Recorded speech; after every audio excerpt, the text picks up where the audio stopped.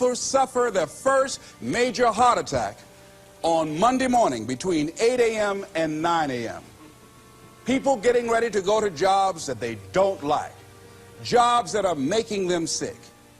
What is it that you could love doing 7 days a week that'll bring a smile to your face? You've got to start saying yes to your life. You've got to start saying yes to your dreams, yes to your unfolding future, yes to your potential. You know, every year I used to say, this is my year. But ladies and gentlemen, one good year won't be enough for me. How many of you can use a good decade? Raise your hands, please. Fantastic. All right, now, here's what I want to do. I want to share with you how you can begin to make this your decade. How many of you know within yourself, if you ask yourself the question, have I done all that I'm capable of doing or being and living up to my potential? How many of you have to really answer, no, I have not done all that I can do? Raise your hands, please. Okay, very good. Now, here's what we know. That people don't do what they know in life, but what they do is they operate within the context of the vision they have of themselves. So what I want to share with you is how to begin to get a larger vision of yourself and how to begin to make this your decade. Because in order to do that, it's going to be very challenging. It's going to require a lot of work on your part, an ongoing process of personal and professional self-mastery. And it's going to require that you begin to see yourself worthy of the requirements in terms of effort, in terms of commitment, in terms of action, in terms of preparation, or whatever it is that you need to do in order to take your life where you want to take it. So one of the first things I ask you to do is I want you to look at your life right now and think about something that's important to you, something that gives your life a sense of value. Think about something that you'd like to have, or something you'd like to create for you or your family or for society. I want you to hold this thought in mind. Now, one of the first things I want you to do is don't worry about the inner conversation that you're going to have. Don't worry about how you're going to do it. That's going to come. You're going to develop a plan of action. You will find the way. You'll become the kind of person that can attract the people, the resources, and everything you need in order to make that become reality. But I want you to be mindful of your inner conversation. I remember once I was sitting in an audience, and Zig Ziglar, who I consider one of the greatest motivational speakers on the planet, he was giving a speech. And I was out in the audience, and I saw him going back and forth, and within myself I said, I'd like to do that. I can do that. And I leaned over to the guy next to me. I said, how much do they pay him to do that? And he said, $5,000. I said, I know I can do that. And I admired him. And then on the way home, when I was driving from Tampa, Florida, back to Miami, Florida, my inner conversation kicked in. And it said, Les Brown, you can't do that. You don't have a college education. Les Brown, you can't do that. You don't have the money. You don't have the contacts. You've never worked for a major corporation. What makes you think that you can make more in 1 hour talking than you've made working for a whole month? Now, I want to ask you a question. How many of you have ever thought about something you wanted to do and you talked you out of it? Raise your hand, please. That inner conversation, ladies and gentlemen, is the reason that most people take their greatness, take their ideas to the graveyard with them. You know, the wealthiest place on the planet, a minister said recently, and it was so true, is not the gold mines in the various areas of the world or the diamond mines. The wealthiest place on the planet is the graveyard. Because in the graveyard we will find inventions that we never ever were exposed to. Ideas, dreams that never became reality, hopes and aspirations that were never acted upon. Because most people allow that inner conversation, for whatever reason, to keep them from ever pursuing their goals. So let us begin to look at what's required in order to make this our decade. Why is it that most people don't ever reach their goals or live up to their true potential? One is fear. And there are only two kinds of fears that we're born with. The fear of falling and the fear of a loud sound. All other fears we learn, like the fear of failure. The next is the fear of success. That's one of the major challenges I had to deal with. I was working on a major project, and after it began to grow and it was extremely successful, I panicked and I walked away from it and gave it to someone else because I didn't believe that I could handle it. The other thing that keeps most people from reaching their goals is that a lot of people become comfortable. They stop growing. They stop wanting anything. They become satisfied. They stop looking at ways in which they can improve themselves. They stop putting things in front of them. I was reading something by a great man, George Bernard Shaw, and he said something to the effect that to have succeeded is to have finished one's business on earth, like the male spider who is killed by the female spider the moment he has succeeded in his courtship. And he goes on to say, I like a state of continual becoming with a goal in front and not behind. I remember after giving a speech at a major corporation, a gentleman came up to me who was up in years, and he said, you know, that's real great motivation for you young guys, but I've done all my work. There's nothing else for me to do. I said, oh, yes. You've got a lot to give. You have a lot to offer. The fact that you're still here means that your business is not through yet. The other thing that keeps us from reaching our goal is not feeling worthy. That's where a lot of people get stuck. Because see, when you don't feel worthy of your goal, you will begin to unconsciously engage in self-destructive behavior, like procrastinating, constantly putting things off, squandering your time, and that's what life is made of. Something else that keeps us from reaching our goal, and that is many times because we spend so much time complaining and blaming everybody or everything. I'm reminded of a friend of mine who talked about the fact that one day he was walking by this house and some people were sitting on a porch, and there was a dog on the porch, and this dog was just moaning and groaning. So he was curious, and he asked the owner, he said, why is this dog moaning and groaning? And the owner said, because he's laying on a nail. He said, well, why doesn't he get off? He says, it's not hurting bad enough for him to get off. How many of you know people who moan and groan and complain about life all the time, all right? They might moan and groan about their job. I'm sick of this job. I'm sick of you. And they just moan and groan and complain all the time and never do anything about it. They haven't got to the point where they're sick and tired of being sick and tired. They just have enough energy to complain about it, and they consider that, in fact, they believe that that's equivalent to doing something about it, just complaining. No, that can't get you where you want to go. That cannot create your reality for you. The other thing that keeps most people from realizing their true greatness and their true potential, circumstances, their environment. There are many people who believe because of where they're born, because of the area where they are in life and where they find themselves, that's all they know. Given my circumstances, ladies and gentlemen, I shouldn't be doing what I'm doing right now. See, I know something about you, even not knowing you, that you've got greatness within you. You have the ability to do things that you can't even begin to imagine. You have talents and skills in you that you haven't even begun to reach for yet. No one could have convinced me, given my circumstances, given my background, that I would be doing what I'm doing right now. I was born in Liberty City on a floor on 62nd Street, my twin brother and me. When we were 6 weeks of age, we were adopted. When I was in 5th grade, I was identified as EMR, labeled educable mentally retarded, and put back from the 5th grade into the 4th grade, and stayed in that category until I got out of high school. I have no college training, but here's what happened. I had an intervention in my life. A man who saw something in me at a time that I did not see something in myself.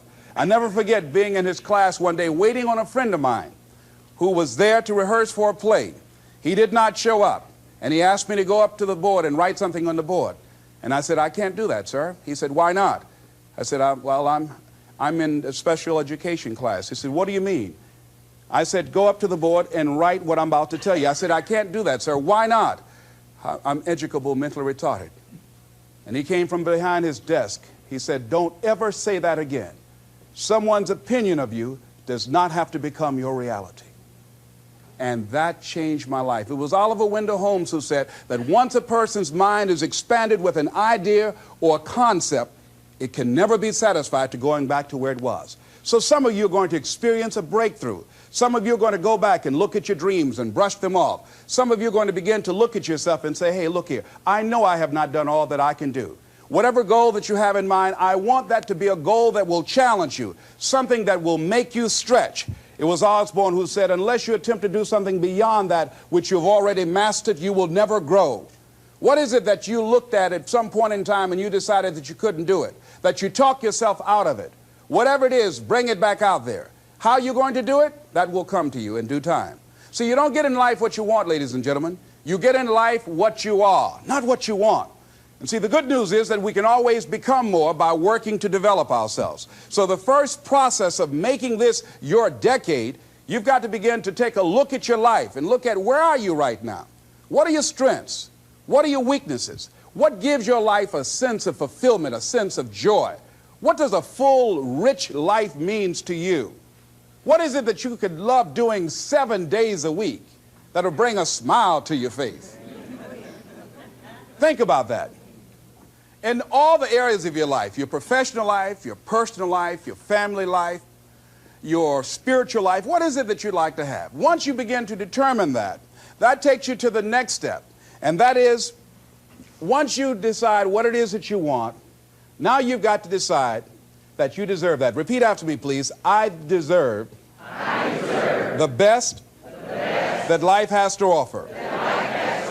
I deserve to find my purpose in life. Shake somebody's hand on your right and left and say, find your purpose.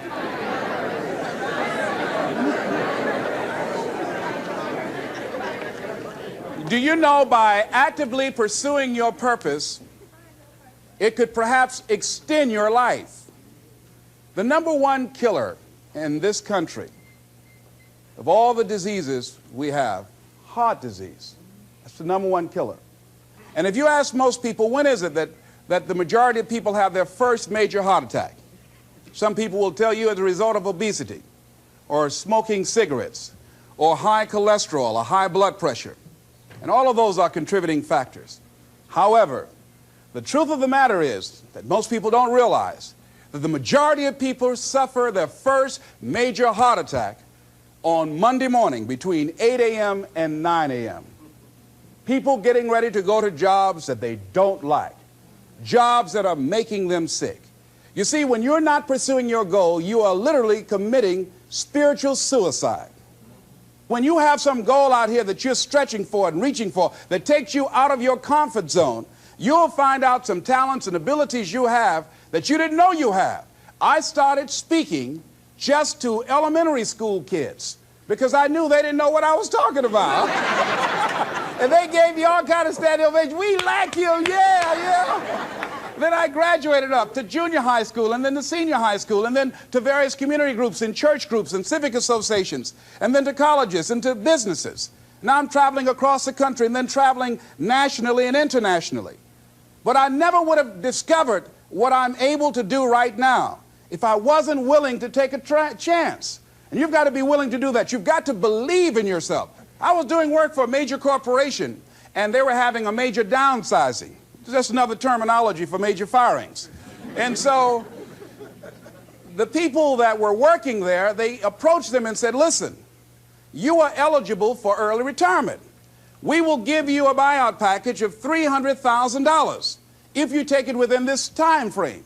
However, after this time frame, when we have the downsizing, you might be among the people cut and you will lose all of the benefits that we're talking about right now, and the most you can get is 2 weeks severance pay. Ladies and gentlemen, only 50% of the people that were eligible took this. Let me tell you something. If I'd been there, I'd have gone to ask for your check. Listen, Marvin told me to get his check. He's home with his mama. What?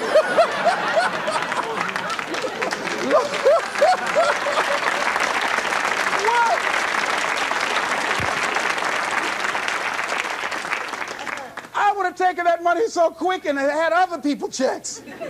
They said, Les got your check. See, ladies and gentlemen, life is too short trying to play it safe. It's too short and unpredictable, being miserable. It's too short for that. Here's the thing. There's no safe position in life. Let me tell you why. It's a quiet secret that most people don't realize. You can't get out of life alive. Hello, you can't get out of life alive. So there's no safe position. You can die in the bleachers or you can die on the field. You might as well come out on the field and have a good time, right?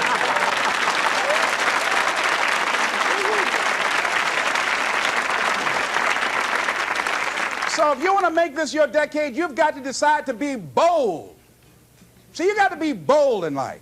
You got to take life on. I remember I was at a major corporation. I had to give a presentation, and there were two guys sitting across from me, and the guy said to the other fellow, looking at the last two finalists, and that involved my firm and their firm, said, listen, looking at the credentials, this guy doesn't have any credentials. We have an advantage here. We've got 2 PhDs between us. I got up and I went in the bathroom and started talking to myself. I said, Les Brown, what do you care about their 2 PhDs? You have 6 children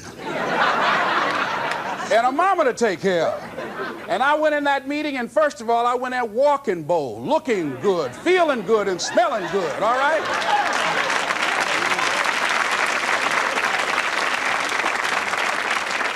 And I sat across that table and we started negotiating, and I operated in a spirit of absolute certainty.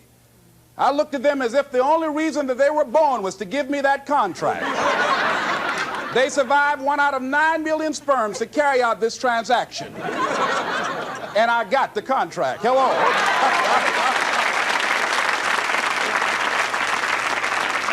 So you've got to decide to be bold. Most people go through life trying to creep. No, no, no. Trying to be casual about it. No, no, no. You go through life being casual, you'll end up a casualty. No. You've got to be bold in life. You've got to take life on. Now, here's something else. You must be positive. See, a lot of people, when things don't happen when they want it to happen, they become negative, and they turn out and start projecting a lot of negative energy. No, no. You've got to make a conscious, deliberate, determined effort to be positive. Because, see, when you know within yourself things are going to work out for you, when you know within yourself that some way, somehow, you're going to make it, and these are just some of the hoops you've got to flip through in order to get there, it's okay. Have a friend who went to get a job, and the people didn't hire him. He was so negative. Well, hey, to hell with you then. Wait a minute. They just don't have a job today. Don't burn your bridges behind you. Don't talk about the guy's mama. Come on. All right? Okay. Now, here's the last thing. If you want to reach your goal and have the competitive edge, you've got to be hungry. A lot of people love me to tell this story. When I got out of school, you know, my first major goal was to buy my mother a home, and my hero in broadcasting was Paul Harvey, and I wanted to become involved in broadcasting, and I loved the disc jockeys that were on the air, and I wanted to become a disc jockey. And Mr. Washington said something to me that I'll never forget, who was my mentor in high school. Repeat this. Whitney Young is his quote. It's better to be prepared, for an opportunity, and not have one, than to have an opportunity and not be prepared. See, so I started working to develop my communication skills and expand my vocabulary. I started visualizing myself being a disc jockey. I saw myself on the air having a talk show and playing records and people listening to me. That was my vision. That was my dream. I held that in mind constantly. And I would practice all the time. Practice makes what? Perfect. Absolutely not. Just dislodge that from your mind. Practice only makes improvement. Perfection doesn't exist. They need to take it out of the dictionary. It doesn't exist. Practice only makes improvement. You can always better your best. You have not done your best work yet. As long as you're here, you have a chance to transcend yourself. So don't believe in perfection. It doesn't exist. It only makes improvement. So I would practice every day. And finally, I went over to this radio station, asked a guy for a job named Mr. Butterwall, and I said, how you doing, sir? I'd like to get a job. I was working on Miami Beach at the Fontainebleau Hotel at the time. The Jackie Gleason and the June Taylor dances were famous. And my favorite program on television, most people would not remember, John Beresford Tipton. Hi, my name is Michael Anthony. I have a check for $1 million. How many of you remember that program, all right? The Millionaire, that was my favorite program on television, you know. So this is my fantasy, you know, and every time we would drive from Miami Beach, I would fantasize, oh, that's the house. When I get my million, I'm going to buy my mother that home over there. So that's my fantasy. So I went up to Mr. Butterball, and he said, do you have any radio experience? I said, no, sir. You have any background in journalism? I said, no, sir. I said, but I can never get experience if you don't give me the opportunity. I've been practicing a lot, sir. He said, I'm sorry, we don't have any job for you. I said, thank you, sir. He didn't know my reasons for being there. My reason, I wanted to use radio as a means to earn the money to buy my mother a home. I went back to the radio station again. I said, how you doing, Mr. Butterball? My name is Les Brown. I know your name. Didn't I just see you here yesterday? I said, yes, sir. I said, y'all have any jobs here? Didn't I tell you yesterday we didn't have a job? Yes, sir, but I thought maybe somebody got fired or resigned. I didn't know, sir. I went the next day. How you doing, Mr. Butterball? He said, yes. And I just didn't take it personal. How you doing? So y'all have any jobs here? Didn't I just tell you yesterday and the day before we didn't have any work? Well, I thought maybe somebody died, sir. I didn't know. I went the next day, showed up like nothing was wrong, like I saw him for the first time. How you doing, Mr. Butterball? Y'all having here? He said, boy, make yourself useful. Go get me some food. I said, yes, sir. See, many times when you want more, you've got to be willing to pay your dues. So I became their errand boy. I would get their lunch and their dinner and all kind of food for them. After a while, I would take the food to them in the control room, and I would not leave until they would ask me to, and I'd watch them working the controls, and I'd memorize their hand movements. And pretty soon, they would trust me with their cars to go pick up entertainers that came into town, entertainers like Sam Cooke, Dinah Ross and the Supremes, the Four Tops and the Temptations. I would drive them all over Miami Beach in the disc jockeys' cars. I didn't have any driver's license, but I was driving like I had some.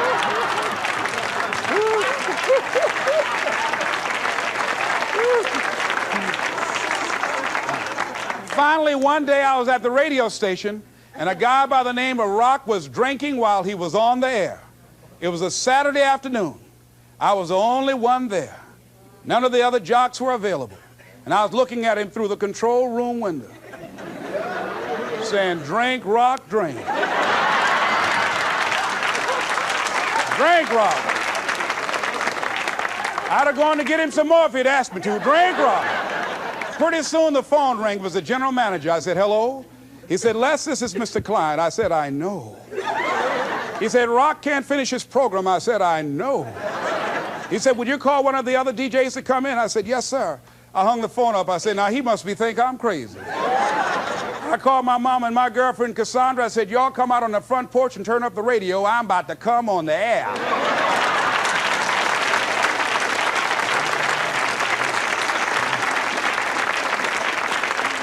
I waited for about 20 minutes, and I called him back. I said, Mr. Klein, I can't find nobody. He said, young boy, do you know how to segue the records? I said, yes, sir. He said, go in there and don't say nothing here. I said, yes, sir.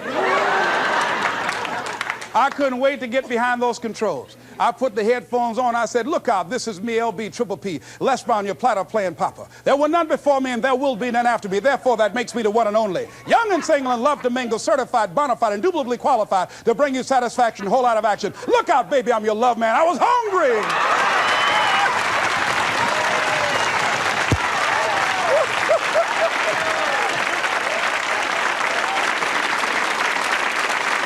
You feel better when you are able to have charge of your destiny, doesn't it?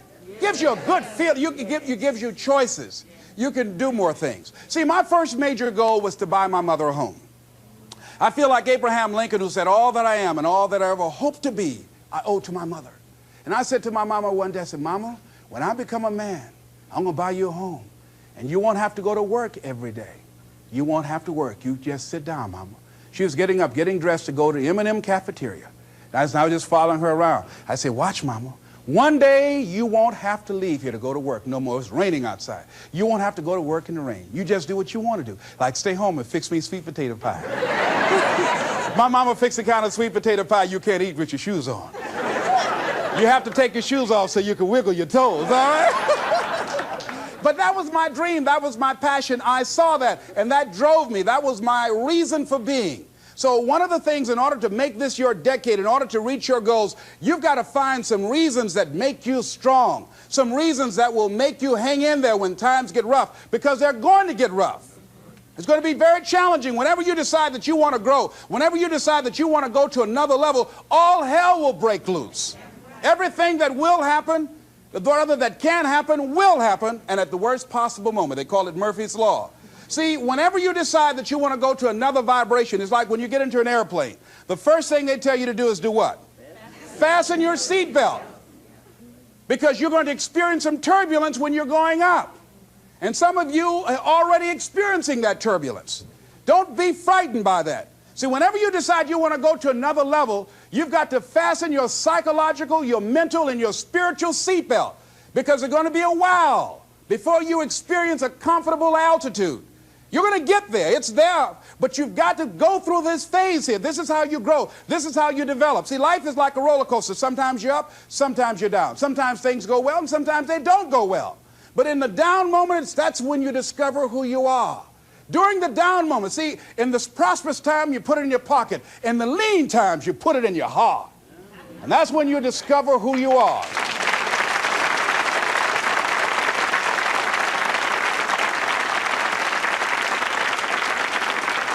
So find 5 reasons that empower you. Why is it that you deserve your goal? What are the 5 reasons that you won't give up when life catches you on the blind side? When the messenger of misery visits you, what are you going to do? What will keep you in the game when life knocks you to the canvas?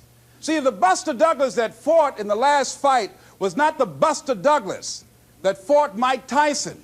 See, the Buster Douglas that got knocked down while fighting Mike Tyson had gotten out of an alcohol recovery center. His mother had died. His wife was ill with a terminal illness. He was considered a nothing, a bum. So when he got knocked down, Buster Douglas had a reason to get back up because he said, I'm dedicating this fight to the memory of my mama.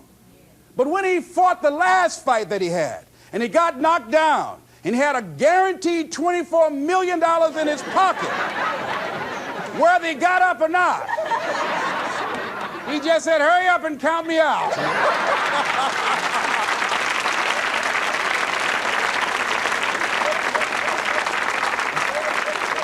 And I don't blame him. Why get hurt? Say, no, why'd you leave so soon? Somebody's about to get hurt, me. So you've got to have some reasons that when life knocks you down, and it's going to. Hello, it's going to knock you down. When people disappoint you, and that's going to happen. When they betray you, and that's going to happen. When they lie to you, and that's going to happen. When they say, oh, you can count on me, and they won't show up, and that's going to happen. When you want to throw in the towel and give up yourself, and that's going to happen. When life collapses on you and catch you on the blind side, and drop you to your knees and start choking you. You got a dream? No, I ain't got no dream. And that's going to happen. What reason can you remember that you can call on, that you can reach on, that can make you get back up? Find that reason. Because when life had knocked me down, I said, life, I'm doing this because I want to make my mama proud of me. I'm doing this because I want my children to have a better life than what I had. I'm doing this because all my life I've been told I'd be a loser, that I wouldn't make it. All my life I heard people say, Mamie, take them back to the welfare department. I'm doing this to make them alive. I believe, like Frank Sinatra, he said, the best revenge in life is massive success. I'm doing this so I can become massively successful. And with that kind of courage, with that kind of affirmation and reason to empower me, I got a saying that when life knocks you down, try and land on your back, because if you can look up, you can get up. All right?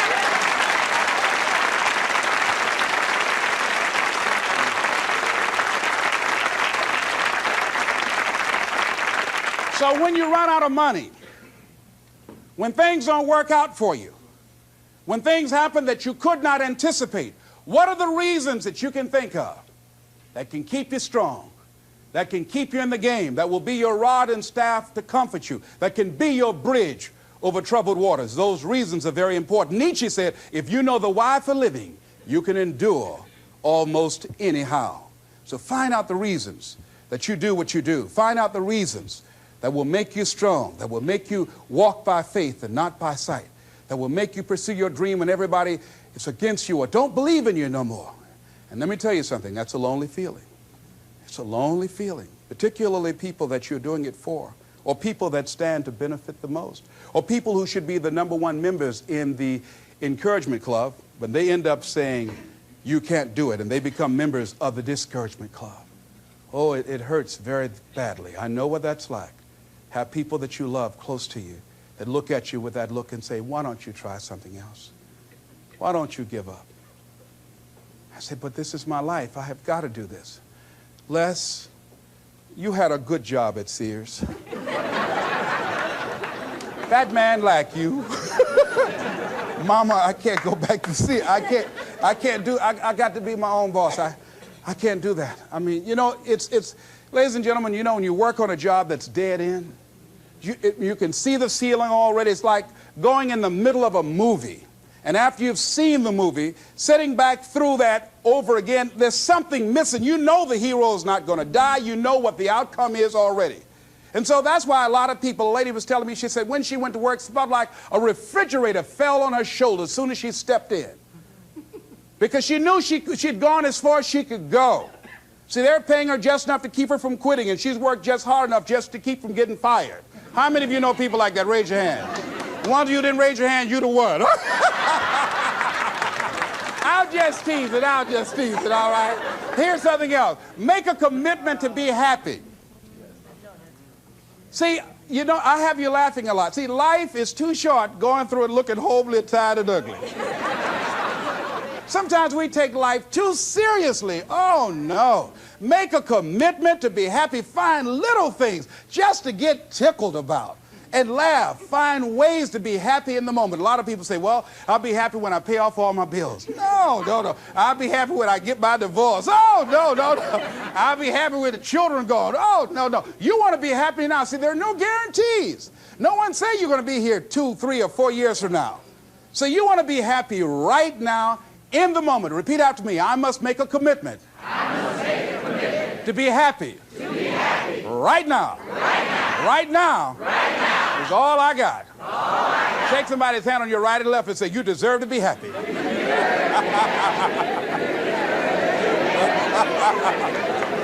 Make a commitment to be happy, because life now has new meaning for you. Just enjoying the sunset, or just looking at life, or looking at nature, going for a walk. It's the little things in life that counts. Here's something else that you want to begin to do in order to make this your decade. You want to begin to get all the toxic people out of your life. Hello? Energy drainers, get them out of your life. See, ladies and gentlemen, it takes a lot of energy to reach your goal. It takes a lot of emotional, mental, and spiritual energy to reach your goal. And you can run faster with 100 who want to go than with one around your neck. So there are two kinds of relationships. Sid Simon talks about this. Nourishing relationships and toxic relationships. Nourishing relationships are the relationships that inspire you. They motivate you. They bring the best out of you. Toxic relationships are relationships with people that always criticize you. All they can do is find fault. All they can do is just exploit your weaknesses. All they can do is remind you of the mistakes that you've made in the past. These people are bad for your health. Toxic people can run your blood pressure up. One apple can spoil a whole barrel. One negative energy drainer can spoil your whole life. I know people whose lives have been ruined because somebody wasn't good for them. See, there are some people that aren't good for you. Hello? They aren't good for you. You've got to get them out of your life. See, a lot of people put up with a lot of foolishness because they don't want to die by themselves. Here's what I believe. I believe in a one-to-a-box theory.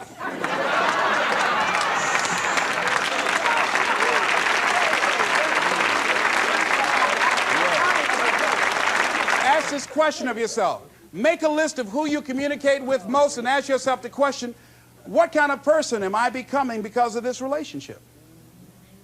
Is it helping me to grow mentally and emotionally and spiritually? Am I becoming a better person because of this relationship? Do they bring out the best in me? Do they inspire me?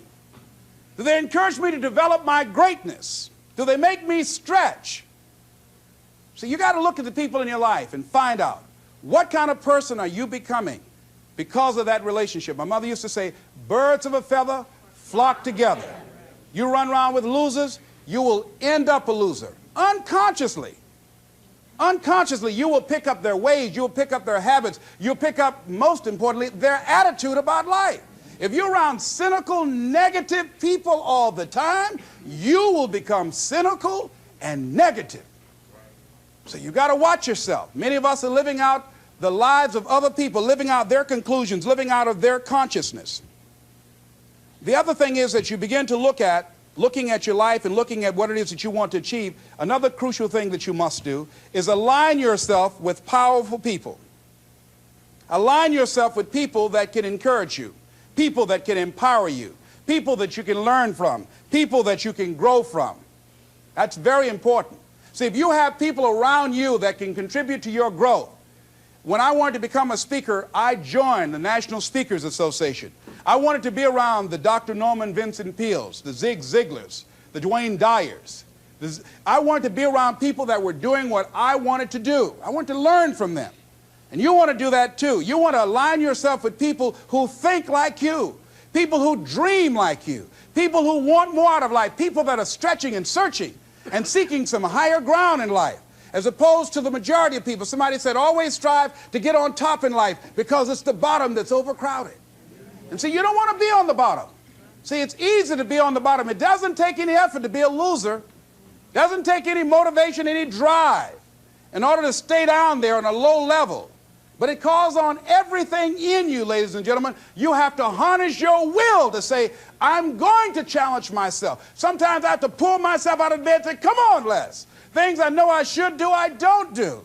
Things I shouldn't do, I do. I found that the biggest enemy you have to deal with is yourself. There's an old African proverb that says, if there's no enemy within, the enemy outside can do us no harm. So think about that.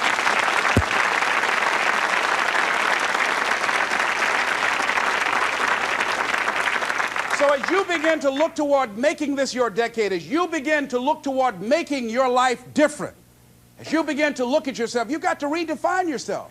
Who are you right now? And who must you become in order to create what you want? What has to change about you? What is it that you're doing right now that would be a liability for you?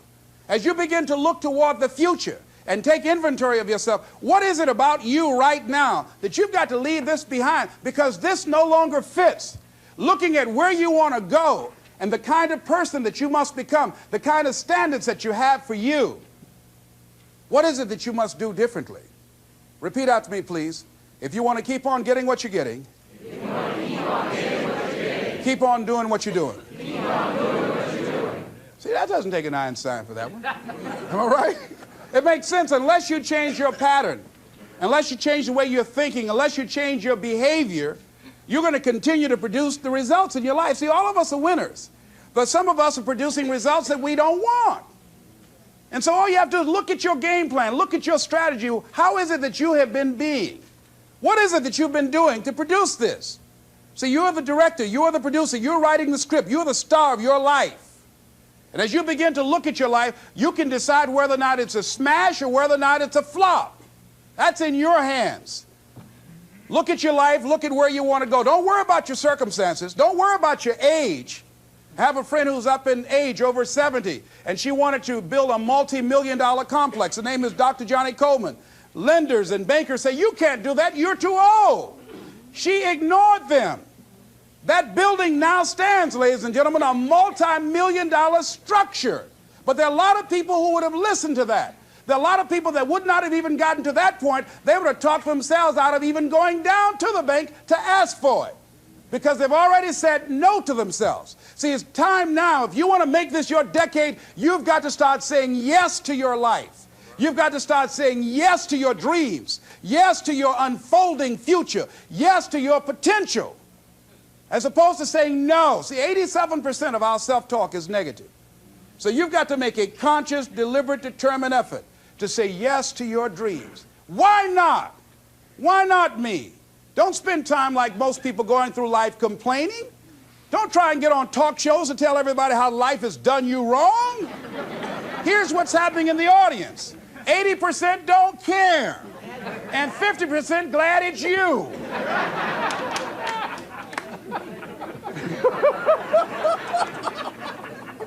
All right? So when you know that, you'll go around cry, oh, you know what they did to me? Who cares? Get away from me before they come back.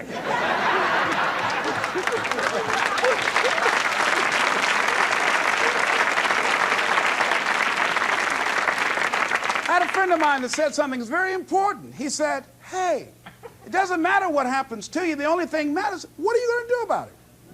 That's all that matters. Okay, life knocked you down. What are you going to do about it? How long are you going to sit there and say, you know what they did to me?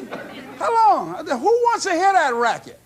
Use that energy to get up from there and move on and get on with your life. You got to learn to let the past go so you can grow. Many people never act on their dreams because they allow their past experiences to determine what their possibilities are. Whatever you've done in the past, that's not a reflection of your possibilities. That's just a reflection of your consciousness. That's just a reflection of your development and your growth. The future is unfolding for you right now. The future is unlimited for you right now. No one knows where you can go. No one knows what you're capable of or what's possible for you.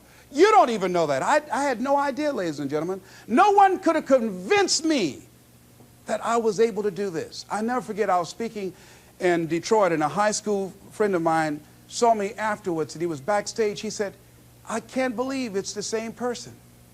And I thought for a moment, and I said, it's not. The person you know, he's gone. He doesn't live here anymore.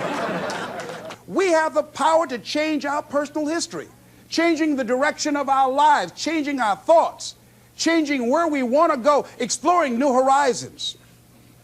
So as you begin to look at this decade and affirming that this is your decade, as you set goals that will make you stretch, that will bring out the best in you, as you begin to remove the negative, toxic people from your life, as you decide to take some chances in life, and that's one of the things that's very important. Viscard said, if you're not willing to risk, you cannot grow. And if you cannot grow, you cannot become your best. And if you cannot become your best, you cannot be happy. And if you can't be happy, then what else is there? I'll never forget when I reached my first major goal of buying my mother that home. I'll never forget what it was like. And you're going to have this experience when you reach some major goal. When I drove up to the house and I got out and I gave Mama the key. And I said, Mama, this is for you. I'll never forget the look on her face. She said, oh my God. No one could have convinced me when I adopted y'all that this would happen. She said, oh, thank you. She said, and you. You caused me so many damn problems.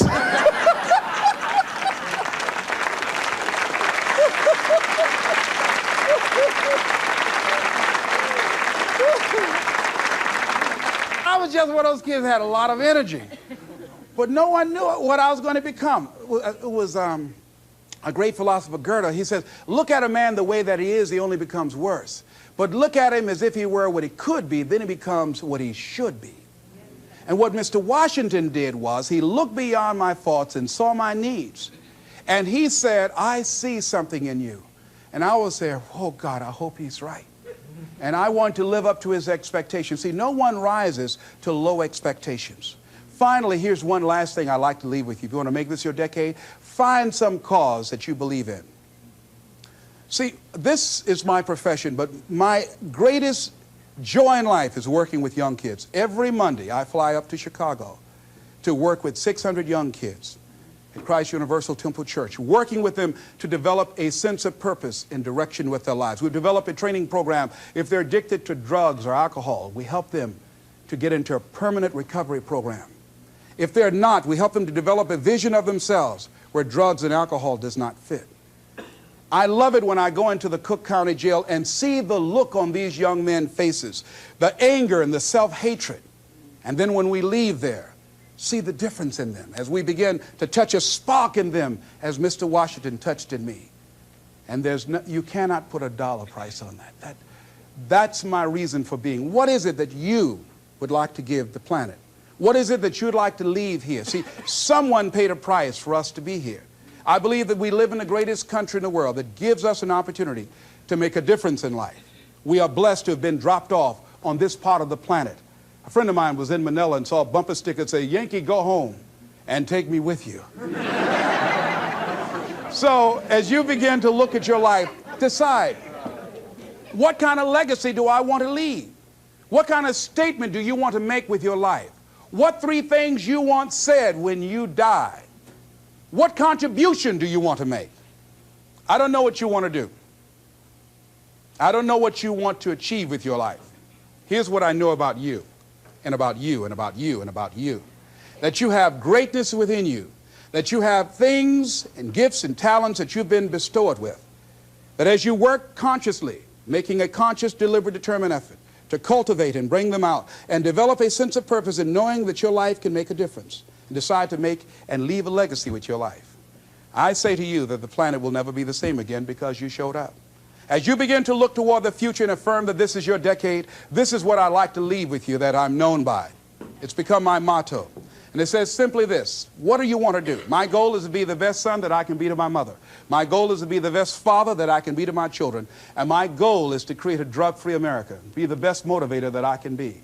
Yes. Whatever your goal is, this is what I like to leave with you. It says simply this: that if you want a thing bad enough to go out and fight for it, to work day and night for it, to give up your time, your peace, and your sleep for it, if all that you dream and scheme is about it, and life seems useless and worthless without it, and if you gladly sweat for it and fret for it and plan for it and lose all your terror of the opposition for it, and if you simply go after this thing that you want with all of your capacity, strength and sagacity, faith, hope, and confidence, and stern pertinacity, if neither cold poverty, famish, or gulf, sickness, or pain, of body and brain can keep you away from the thing that you want, if dogged and grim you besiege and beset it, with the help of God you'll get it. This is Mrs. Mamie Brown's baby boy, Wesley Brown, saying it's been a plumb pleasing pleasure as well as a privilege. Thank y'all here.